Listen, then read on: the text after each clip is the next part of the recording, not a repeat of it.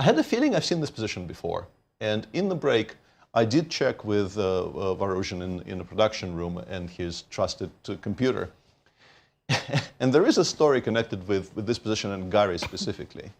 In 1998, when internet chess was just coming into being, we were supposed to play a match. There was a kind of a strange-looking match where I think Moscow was playing against Jerusalem. Okay. I have no relation to Moscow. I'm from St. Petersburg, and those towns, if you know anything about the relationship, the competitor, yeah, this is rival. This is not a friendship. Yeah, putting it mildly, this is not a friendship.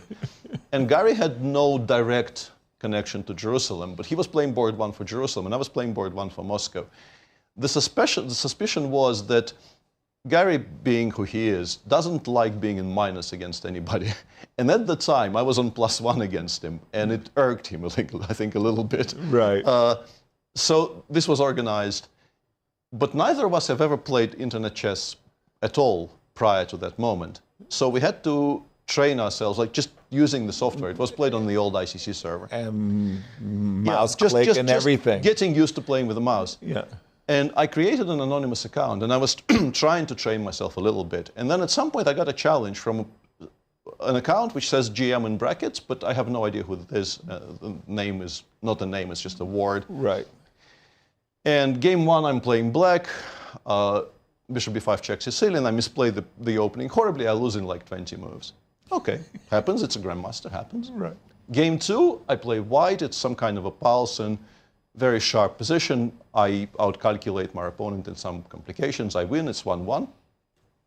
At this point, I think, okay, I lost game one. Game two, I won. Okay, somebody who is good, but somebody who is manageable, right? I mean, we can deal with this, right?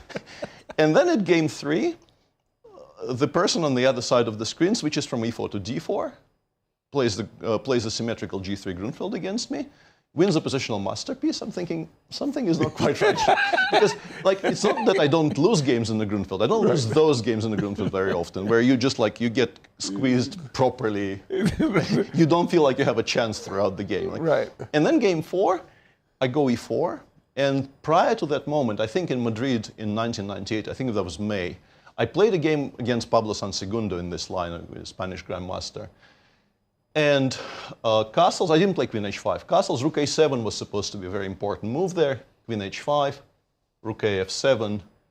And I think my novelty was I was planning to play g4, e4, bishop c2. And that game against Pablo Sansegundo ended in a draw, but I was pressing. And game four, instead of the Paulsen, the person on the other side goes into the Sveshnikov. Okay, I have preparation. I just played it in the Grandmaster tournament. So I go for this line. Black goes knight e5. I go knight e4. I think he played bishop d7 here. Bishop b3, f takes g4.